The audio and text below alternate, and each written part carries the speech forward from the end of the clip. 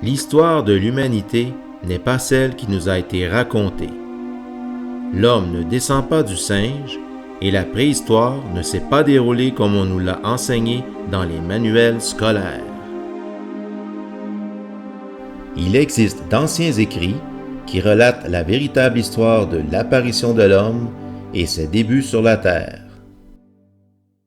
Afin de conserver leur pouvoir, les dirigeants d'une époque reculée ont dissimulé la vérité sur nos origines. Cependant, grâce à de récentes découvertes archéologiques, la vérité refait lentement surface. Pensons par exemple aux tablettes sumériennes découvertes entre la fin du 19e et le début du 20e siècle dans la cité antique de Nippur en Irak.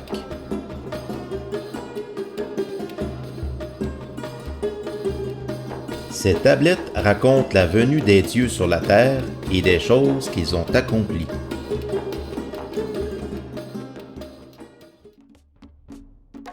Dans le cas qui nous occupe, nous allons nous intéresser davantage aux manuscrits de la mer Morte. Ceux-ci ont été découverts dans des grottes près de Qumran, en Cisjordanie. On dénombre environ 970 manuscrits, pour la plupart rédigés en hébreu, mais aussi en grec et en araméen. Le livre d'Hénoch est de ce nombre.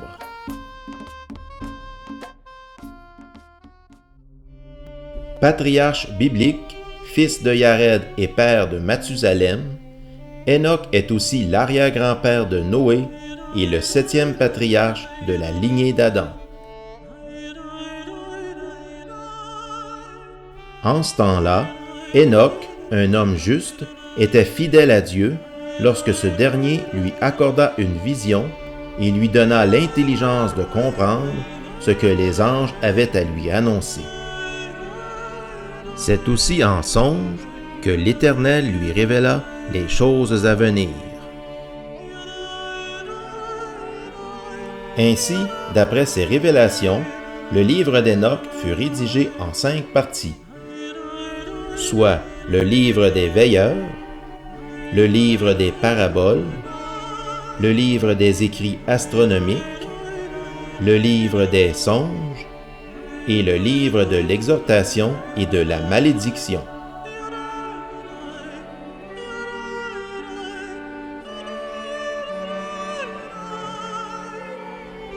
Ce livre, considéré comme apocryphe, fut retiré du canon biblique de la plupart des églises chrétiennes, mais subsiste toujours dans son intégralité dans celui de l'Église éthiopienne orthodoxe. Il est aussi retiré de la tradition juive.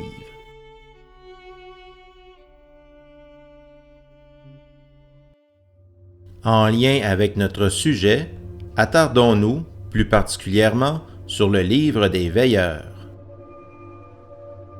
Les veilleurs étaient au nombre de 200 et se divisaient en d'écuries. Voici les noms de leurs chefs.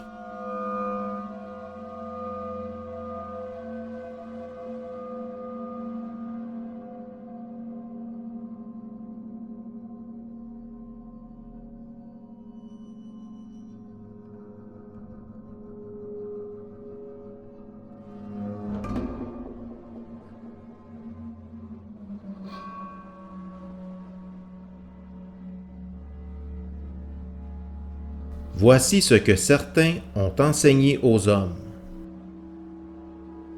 Hazaël apprit aux hommes à fabriquer des épées, des armes, des boucliers, des cuirasses, choses enseignées par les anges.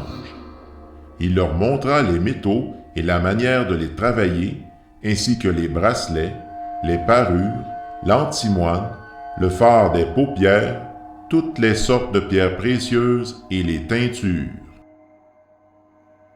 Shemé-Hadza, quant à lui, enseigna les charmes, la botanique, les sortilèges et les enchantements. Hermonie les exorcismes, la magie, la sorcellerie et les tours. Barakiel l'astrologie. Cocabiel, les signes des étoiles. Zikiel, les signes des météores et l'astronomie. Aratakif, les signes de la terre.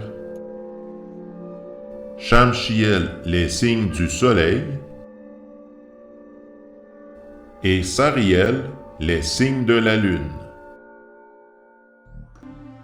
De ce fait, les veilleurs ont tenu le rôle de dieux civilisateurs. Ils ont apporté la connaissance aux hommes, mais pas toujours pour le bien. Leur faute fut de s'être accouplés avec les femmes terriennes et d'avoir engendré une race hybride, les Néphilim, ce qui contrevenait à leur mission. On remarque que dans chaque culture ancienne, existe un ou des dieux civilisateurs.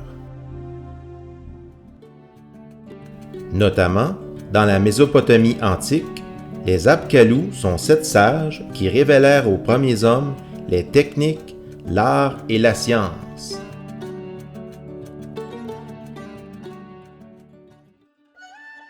En Chine, les 3 Augustes que sont Fuxi, Nua et Shennong auraient enseigné aux hommes de l'Antiquité l'agriculture, les plantes médicinales, l'écriture, l'élevage ainsi que l'art de façonner les métaux. Viracocha est le dieu Inca qui apporta au peuple mésoaméricain les lois de la civilisation et les arts. Il avait la particularité d'avoir la peau claire, ce qui contrastait avec l'apparence de la population indigène.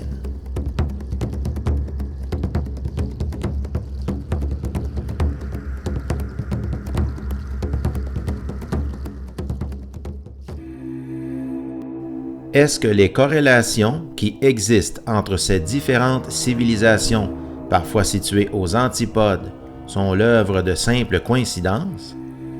Ou serait-ce plutôt les veilleurs qui auraient parcouru le globe afin de jouer le rôle de civilisateurs? Quoi qu'il en soit, des événements se sont produits il y a plusieurs milliers d'années, changeant radicalement le visage de l'humanité.